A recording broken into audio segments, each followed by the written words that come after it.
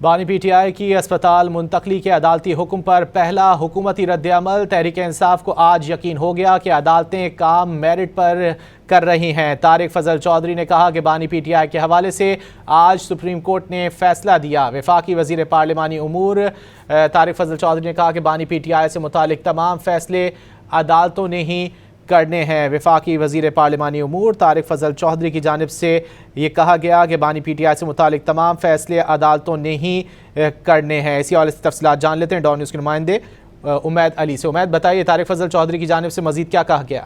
जी देखिए, इस वक्त सेनेट का इजलास जारी है। सेनेट के इजलास की सदारत प्रेसिडिंग अफसर मंजूर कातर कर रहे हैं।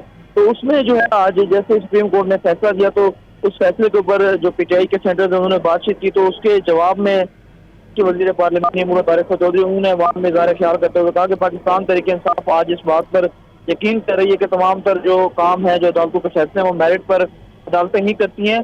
और बानी पीटीआई के हवाले से आज सुप्रीम कोर्ट ने एक अहम फैसला दिया है। बानी पीटीआई से तमाम तर मुतालिक उनके जो फैसले हैं, उनसे जो उनके मुतालिक केसेज हैं, वो अदालतों ने ही करने हैं।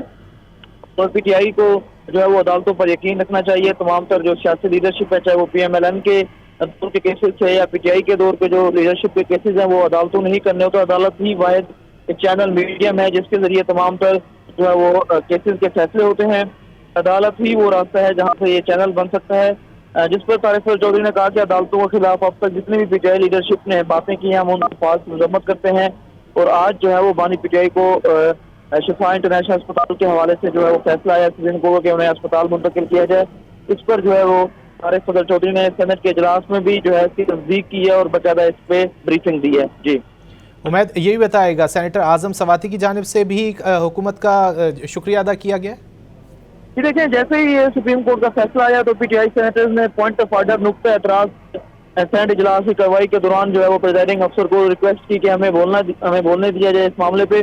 तो तमाम तर जो सेनेटर है, सेनेटर आजम सवाती हो, सेनेटर ओन अब्बास बख्ती हो या जो दीगर सेनेटर हैं, उन्होंने इस सुप्रीम कोर्ट के फैसले का खैर मकदम किया और इस फैसले के हवाले से हुकूमत और सुप्रीम कोर्ट का शुक्रिया अदा किया कि जो आज फैसला आया है इस हवाले से जो है डेडलॉक की जो राह है, वो रास्ता वो है वो खुलेगा और तमाम तर जितने डेडलॉक हैं वो ऐसा उसमें नरमी आएगी।